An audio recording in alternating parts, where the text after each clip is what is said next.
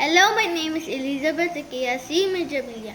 I'm gonna do the experiment where it's a liquid. First, I'm gonna put two tablespoons of water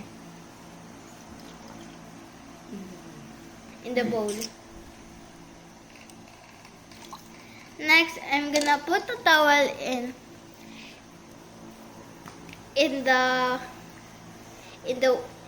the bowl that I put in water. Next, we're gonna wait for a few minutes.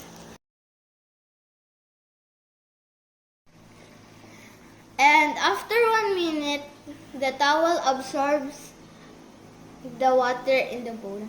Okay, this is my experiment for Teacher Sheena, and God bless.